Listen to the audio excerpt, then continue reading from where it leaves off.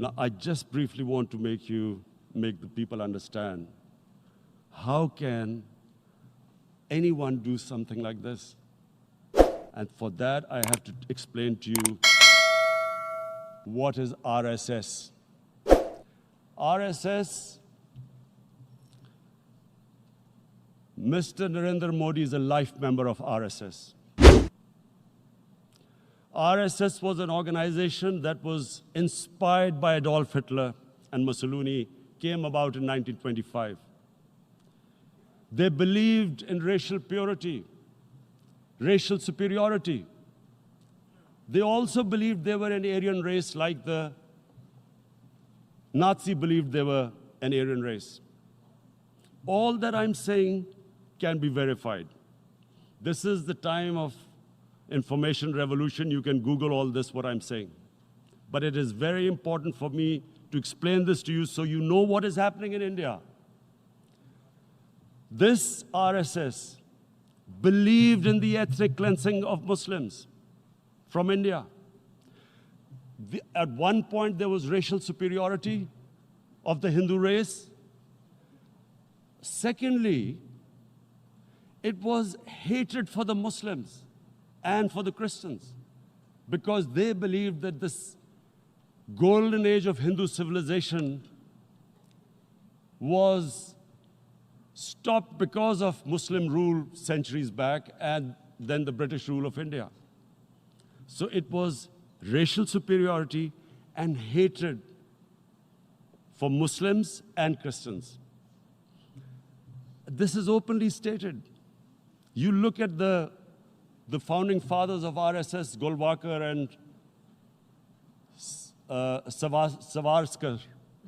Just Google them and you'll find out.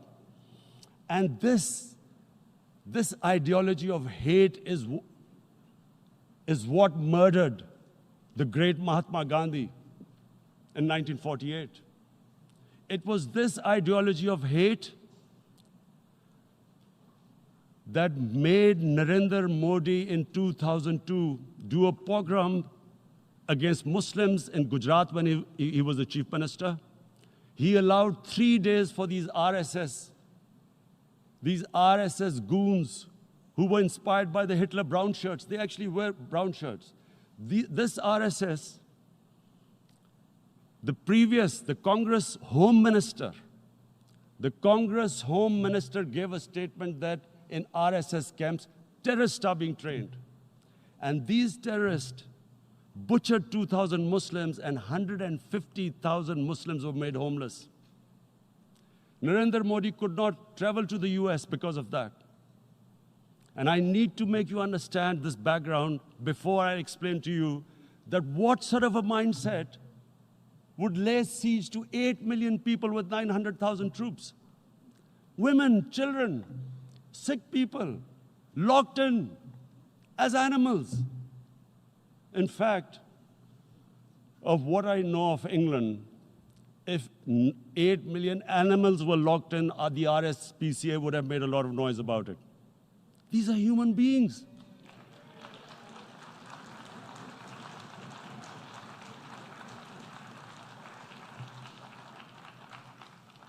And Mr. President, what comes with racial superiority, these illusions of Aryan superior race, is arrogance. The two go together. And it's arrogance that makes people make mistakes and do stupid things. Cruel things like what Narendra Modi has done. It's sheer arrogance. And it's arrogance that has blinded him from the fact that what is going to happen when the curfew is lifted? Has he thought about it? This hasn't been thought through. What is he going to do when he lifts the curfew? Does he think that people of Kashmir will quietly accept the status quo because India has changed the constitution and taken away the special status? They'll accept that? Mr. President, 100,000 Kashmiris have died in the past 30 years because they were denied the right given by the United Nations, the right for self-determination. 100,000 have died and 11,000 women have been raped. There are two United Nations human rights reports on this. The world hasn't done anything because India is a huge market, 1.2 billion people. Sadly, the material prevails over the human. But this has serious consequences. Again, I repeat, that's why I'm here. Look, what is going to happen when the curfew is lifted will be a bloodbath. The people will come out. There are 900,000 troops there. They haven't come to, as Narendra Modi says, he's done this for prosperity of Kashmir. This is supposed to be for the development. These 900,000 troops, what are they going to do when they come out? There'll be a bloodbath. Has he thought it through what happens then? Mr. President, has anyone thought that what happens when there is a bloodbath? What do you think the impact will have on people of Kashmir? What do you think they will think? The way they have been boxed in their houses, treated like worse than animals, no rights. Thousands of all the political leadership has been arrested, taken out of Kashmir. Even those Kashmiri leaders who were pro-India have been taken out. 13,000 boys have been picked up and taken to God knows which destinations. So what do they think? What will the people of Kashmir do when they lift the curfew? They will be out in the streets. And what will these soldiers do? They will shoot them. They've already used pellet guns, blinded young boys. In the last 6 years, the 5 years, the oppression that has gone on in Kashmir. And so, Kashmiris will be further radicalized. Mr. President, there will be another Pulwama. And guess what? India will blame us. They're already blaming us.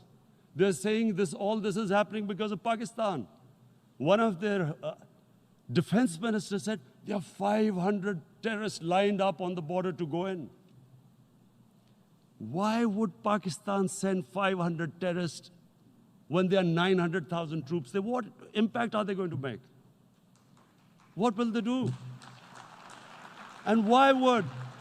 Don't we know that the moment there is some terrorist attack, all that will happen is there'll be further cruelty and oppression of the people of Kashmir. We will just give the 900,000 troops to further crush the people of Kashmir. And then we'll give the Indian government an excuse that, look, Pakistan is a terrorist state, and this mantra that has gone on, Islamic terrorism. The moment you use this catchword, Islamic terrorism, the whole world turns away. No one talks about human rights. You can do whatever you want, which is what has happened in Kashmir, because they keep using this word, Islamic terrorism. And this is what they're doing right now. What do we benefit from further increasing the cruelty on the people of Kashmir? And why would we want this? But there is no other narrative left for India. As when they lift the curfew, whatever happens, Pakistan will be blamed, and there is always a danger of another Pulwama. They might come and bomb us again, and then another cycle might start. And what does Narendra Modi think? That 180 million Muslims of India are thinking right now. Aren't they watching these Kashmiris stuck inside for 55 days they've been stuck in? Aren't they watching? What do you think? Don't you think that the Muslims will be radicalized in India? And I'm talking about 180 million people. And when they get radicalized, there will be some incident in India somewhere down the line. Again, we will be blamed. And I'm warning you right now, again, we will be blamed. And Mr. President, what about 1.3 billion Muslims who are watching this? And they know that it is only happening in Kashmir because they're Kashmiri Muslims. This is not happening to Kashmiri Hindus. They know that this is happening because of their religion. So what do you think they will be thinking? What do you think the Jewish community would think if there were, forget 8 million, 8,000 Jews stuck like this? What do you think Europeans would think? What do we think? I mean, any human community, if their members are stuck like that, what do you think they will think? Are we a children of a lesser God? Is it not going to cause us pain? And then I'll tell you what will happen. People will, in the 1.3 billion Muslims, someone will pick up arms. I know we've been brought up with films, Western films. This good, decent guy doesn't get justice. He decides to pick up a gun and start seeking justice.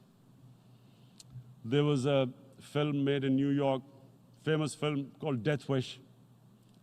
This guy gets mugged by and his family, his wife gets killed or something. He can't get justice. He picks up a gun and he goes around shooting muggers. And the whole cinema cheers him on. So what do you think the Muslims are thinking right now? If there is a bloodbath, there will be Muslims becoming radicals, not because of Islam, but because of what they will see, that there's no justice when it comes to Muslims. There were Rohingya Muslims, Myanmar, who are, God knows, almost 1 million people out, ethnic cleansing. What was the response of the world community? So what do you think will be the response of 1.3 billion Muslims? I picture myself. I'm in Kashmir. I've been locked up for 55 days. I have heard about, and there are rapes, Indian Army going into homes, soldiers. Would I want to live this humiliation? Would I want to live like that? I would pick up a gun. You're forcing people. You are forcing people into radicalization. When people lose the will to live, what is there to live for? And this is what, if you can do this to human beings, you are actually radicalizing people. And so, Mr. President, I want to repeat here, this is one of the most critical times. There will be a reaction to this. Pakistan will be blamed. 2 nuclear-armed countries will come face to face like we came in February. And before we head in that direction, the United Nations has a responsibility. This is why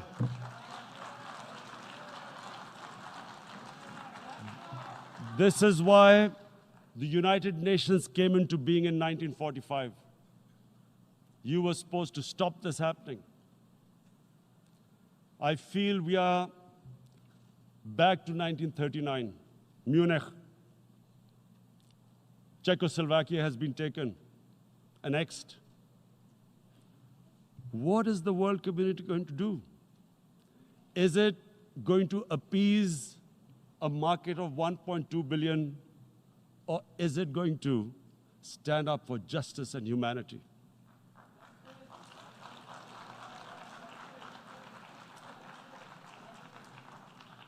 If this goes wrong, you hope for the best, but be prepared for the worst.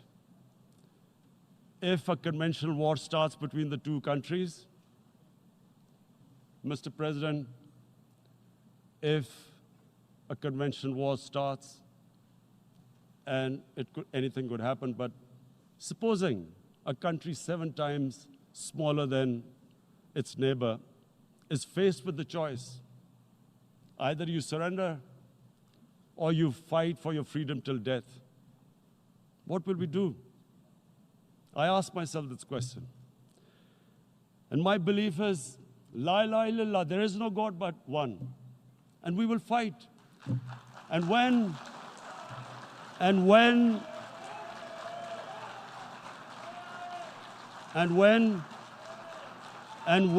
a nuclear armed country fights to the end, it will have consequences far beyond the borders.